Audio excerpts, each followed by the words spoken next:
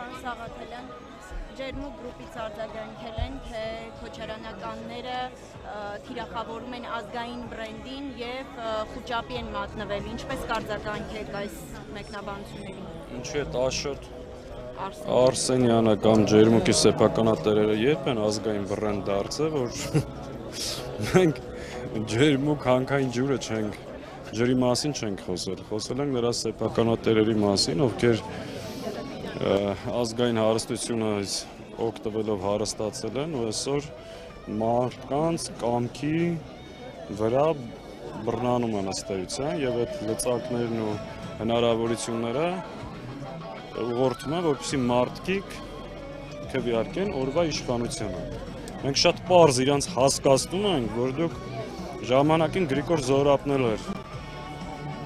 Էնվեր Փաշայի հետ նարդի խաղում, հետո տեսանք ինչ եղավ։ Ընդհակառակը մենք ազգային այդ բրենդը չենք թիրախավորում, այդ ազգային բրենդը թուրքերից ու իրանցից ու այս իշխանություններից, ովքեր ուզում են հանձնեն, պաշտպանում են։ Հետևաբար ինչ ասել եմ, մեկ անգամ եւս վերհաստատում եմ, դեռ մեղմ եմ ասել, թե ունեցեն իրանց տեղերը ու իրանց անելիքը ճիշտ իմանան։ Եթե առևտրով են զբաղվում, թող առևտուր անեն, բայց քթները չխոթեն այլ տեղ եւ պարզապես բռնանան մարդկանց ազատ կամարտացության վրա։ Առայժմ այսքանը, եթե ուզում ենք շարունակենք այս թեման,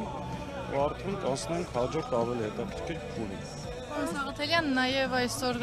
ամբողջ քարոզարշավի ընթացքում նորից Հայաստան դաշինքին է հիշել քաղաքացիական պայմանագիրը, մարտի 1-ն է հիշել, նախագահ Ռոբերտ Քոչարյանի փողոցում ազատ չի քայլելու նման արտահայտություն է արել Նիկոլ Փաշինյանը, ինչպես եք այս խոսույթը մեկնաբանում։ Նոր, որ գալիս եք այստեղ տեսակ, այս սաղ փողոցները փակեն։ Ամեն խաչմերուկի ոստիկանությունը, կարմիր բերետավորները, ամեն ծառի ու թփի տակ կանգնած էին։ Այդ ով է այսօր մարդկանցից վախենում։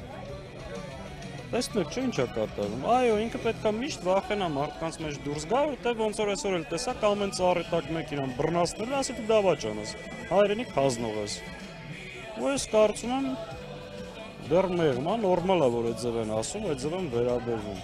Ինչ վերաբերում մարտի 1-ին, քիչ հետո դրան կանրադառնամ։ Պարոն Սաղաթելյան, թերևս դուք անդրադարձաք հարցին Արսենյանների պատասխանին, կուզենամ մի փոքր ավելի համապարփակ անդրադառնալ խնդրին եւ նաեւ մասնավորապես այս կետին, այստեղ որ պատասխանում նշել են իրենց գործած զանցանքներն ու հանցանքները հիշեցնող փաստերի փոխարեն անցել են վիրավորանքների։ Եթե փաստեր լինեին ձեր կարծիքով, իրենք չէին նշի այդ ամենը։ Վիրավորը, դեռ չենք վիրավորը, որ վիրավորենք տակը բան չի մնա, բայց ես հասկանում եմ այդտեղի ջղաձգումների պատճառը եւս, մեկ անգամ եւս զգուշացնում եմ ոչ միայն իրեն, այլ բոլոր այն օլիգարխներին,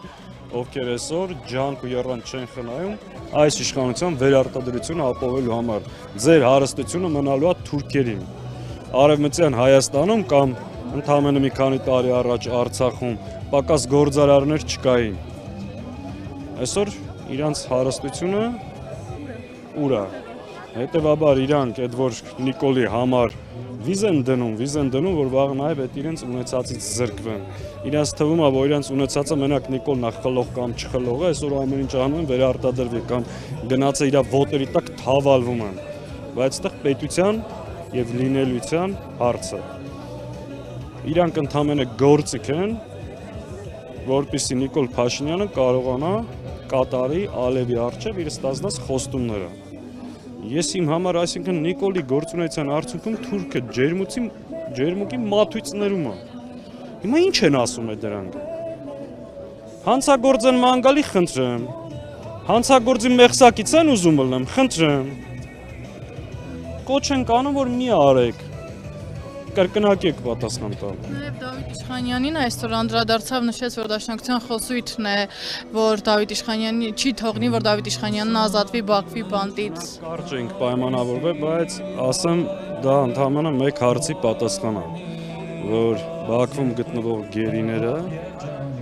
Նիկոլ Փաշինյանի ցանկությունն է։ Ու ինքը Ալիևի հետ ամեն ինչ արել է այդ նույն տրամաբանությամբ, որ այդ մարդիկ չլինեն Հայաստանում, որպեսզի չխոսեն Արցախի մասին։ Այսօր ինքը սրանով եւս մեկ անգամ պարզապես ինքնախոստովանական ցույցմունք է տվել։ Մնացածն քիչ հետո։